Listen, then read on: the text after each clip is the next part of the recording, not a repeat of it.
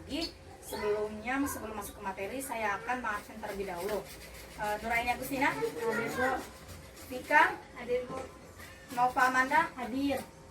Baik, semuanya hadir semua. Jadi kita hari ini akan mempelajari tentang pembelahan sel. Ada yang tahu apa itu siklus sel?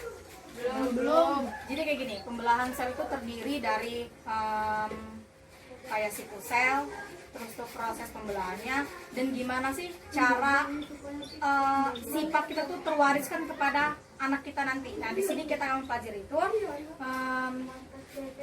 sebenarnya yang terjadi di dalam tubuh kita itu salah satu contoh ciptaan Tuhan.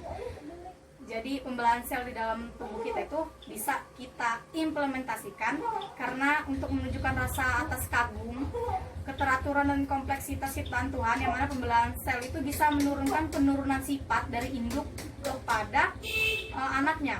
Jadi sifat terwaris itu ada dua, genotip dan fenotip. Kalau genotip itu apa sih sifat yang terwariskan yang tidak terlihat? Contoh kayak sifat kalian yang keras, susah diatur, atau lemah lembut, itu yang tidak tampak. Tapi kalau yang tampak, sifat tampak, contohnya kayak Nur, kulitnya hitam, itu sifat yang tampak. Kayak Pika, hidungnya mancung, nurun bapaknya misalkan. Nah, itu sifat yang tampak. Itu semua dihasilkan dari mana? Ya dari pembelahan sel. Pembelahan sel itu terjadi terus menerus di dalam tubuh kita. Jadi itu dikenal dengan nama siklus sel. Nah, jadi itu ada di surat Atin ayat 4 tentang membentukan itu, yang artinya sesungguhnya kami telah menciptakan manusia dalam bentuk yang sebaik-baiknya. Jadi manusia inilah yang paling sempurna kayak gitu. Kalian tahu terbentuknya tubuh kalian tuh dari sel, terus jaringan, jadi organ, jadi sistem organ kayak lambung, kayak hati, kayak hidung. Nah, itu semua apa sih namanya, dari satu kesatuan yang dari sel-sel membelah, sel satu gabung jadi jaringan. Nah, itu tuh apa, terdiri dari berapa proses? 3, amitosis, mitosis, dan meiosis. Tetapi kalau amitosis ini biasanya terjadi hanya pada bakteri. Nah, jadi proses tadi yang mitosis itu, yang profase, anafase, metafase, telofase itu terjadi secara berulang, yang dikenal dengan siklus sel. Jadi di sini kita akan mempelajari tentang siklus sel.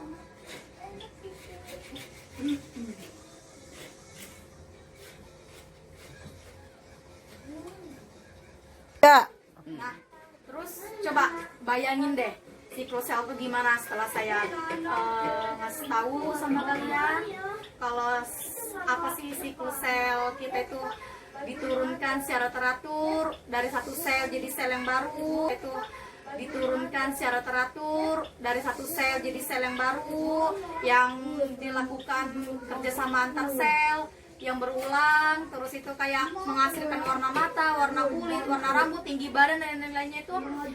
Itu dengan apa? Karena ada siklus sel. Jadi coba, udah ada belum yang kebayang apa itu? Pertanyaan apa aja yang mau ditanya? Saya ingin bertanya. Ya, Tiga. ya silakan Manda. Apa itu siklus sel? Bagaimana mekanisme atau siklus sel? 3. Nah, karena sudah ada pertanyaan, silakan kalian berdiskusi terlebih dahulu untuk mencari tahu jawabannya.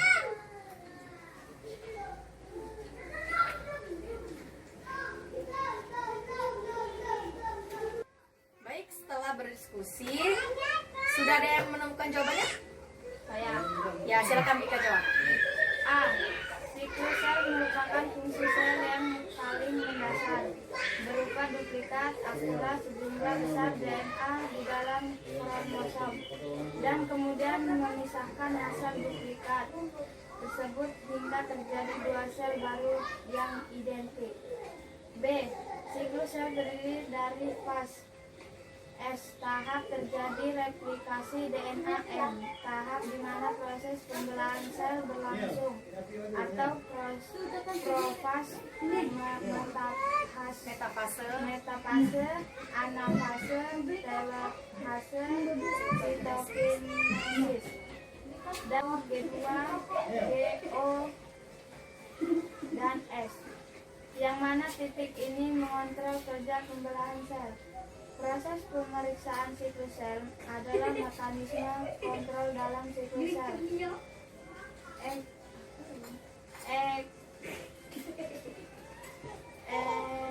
Tiga. Eukariot yang memastikan perkembangan yang tepat. C. Hubungan antara siklus sel dengan pembelahan sel, yaitu pada tahapan siklus sel terhadap tahap tersendiri untuk pembelahan sel, yaitu tahap M, di mana ini terjadi sesudah fase sintesis berlangsung. Tiga. Ya, jadi yang dijawab oleh Pika itu benar. Jadi siklus sel adalah siklus sel merupakan fungsi sel yang paling mendasar berupa duplikat akurat sejumlah besar DNA di dalam kromosom, dan kemudian memisah hasil duplikat tersebut hingga terjadi dua sel baru yang identik. Jadi intinya siklus sel itu yang mengontrol sistem pembelahan sel. Jadi proses siklus sel itu terdiri dari fase sintesis, yaitu di mana kromosom itu menduplikat jadi dua. Terus itu fase pembelahan sel atau yang terkenal dengan mitosis dan meiosis, yang terdiri dari profase, anafase, metafase, telofase, dan sitokinesis. Terus itu ada fase-fase di mana pembelahan sel itu dikontrol, yaitu di fase G atau fase gap. Jadi kayak gini, kalau misalkan ada sel yang membelahnya di luar kontrol, itu kayak misalkan nih habis menduplikat isi kromosom, di checkpoint, diperiksa lengkap gak, ada yang kurang gak. Makanya kenapa kalau rata-rata orang cacat tuh ada yang cacat. Nah, karena dia siklus selnya nggak berfungsi, pengontrolannya lost control. Nah, jadi dia tuh kayak sel kanker, ya kan? Dia bisa berkembang gede itu karena apa? Ya karena dia itu tuh pembelahannya itu lost control, nggak bisa dikontrol lagi. Jadi ketika ada pengecekan itu lolos gitu aja, kayak gitu. Jadi ketika misalkan nih ada kayak kelainan, misalkan seharusnya intinya ada dua, ini cuma ada satu. Nah itu langsung diberhentiin siklusnya, nggak bisa dilanjutin, balik. Nah itu pas balik itu dari misalkan itu udah di G1, dibalikin lagi ke G0. Jadi dia tuh di repairing. Repairing tuh diperbaiki. Kalau misalkan udah nggak bisa diperbaikin, ya selnya harus bunuh diri, yang dikenal dengan apoptosis, kayak gitu. Tiga. Jadi benar yang disimpulin tadi sama kawannya, siklus sel itu pengontrol dari semua proses pembelahan sel yang dikatain Pika tadi benar. Terus itu siklus sel tadi terdiri dari apa aja? Dari tahap sintesis, replikasi DNA, mitosis, terus itu sama fase G, pengontrolan. Terus itu fase-fase ini hanya ada di eukariot tadi kan. Nah, eukariot itu artinya itu tuh makhluk hidup yang berhenti. Kita berhenti. Kalau yang nggak berhenti contohnya bakteri. Jadi dia kalau misalkan udah jadi satu jadi dua jadi empat jadi 6. Dan dia kalau bakteri itu pembelahan dirinya terjadi secara biner. Gitu. Tiga. Jadi setelah kayak gitu, itu bisa diturunkan sifat kita itu kepada anak kita. Jadi bagaimana sih hubungannya dengan penurunan sifat? Nah, di sini saya akan menayangkan sebuah video biar kalian lebih paham. Ya. Jadi silakan ditonton.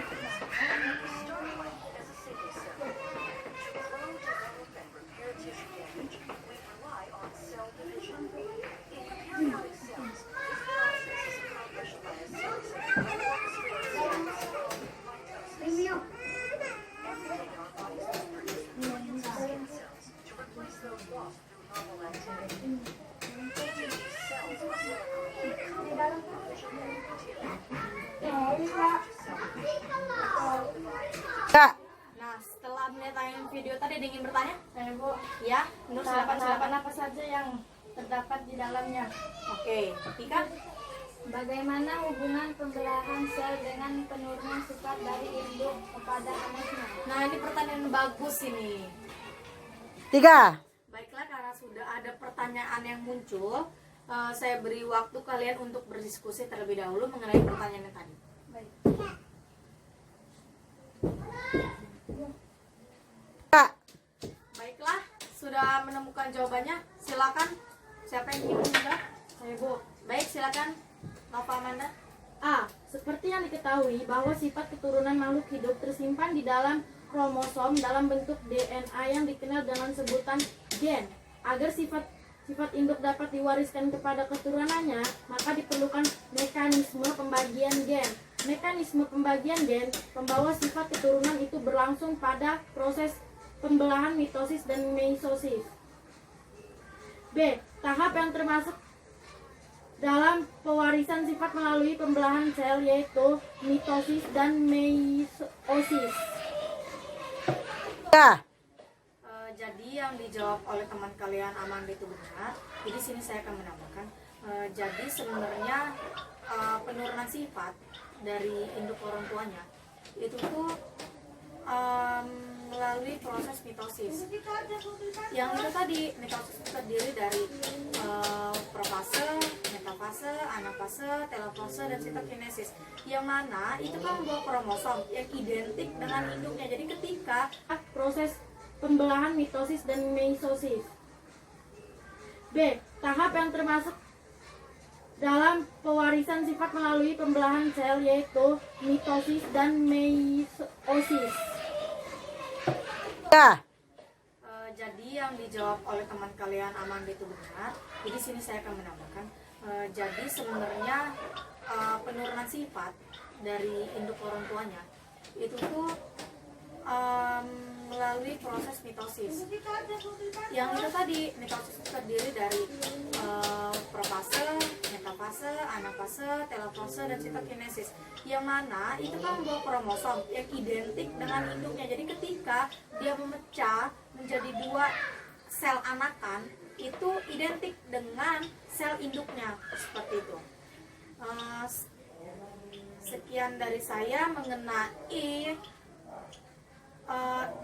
indikator ya. Jadi kita di sini sudah mencapai indikator menganalisis proses siklus sel. Terus itu kalian sudah bisa menyimpulkan hubungan antara pembelahan sel dengan penurunan sifat dari induk ke anaknya. Jadi sampai sini ada pertanyaan lagi? Nggak ada. Baiklah, kalau begitu sampai sini saja pertemuan kita hari ini. Minggu depan kita akan belajar mengenai apoptosis. Saya akhiri, mohon maaf jikalau saya ada salah dalam penyampaian materi. Saya akhiri, wassalamualaikum warahmatullahi wabarakatuh. Waalaikumsalam warahmatullahi wabarakatuh.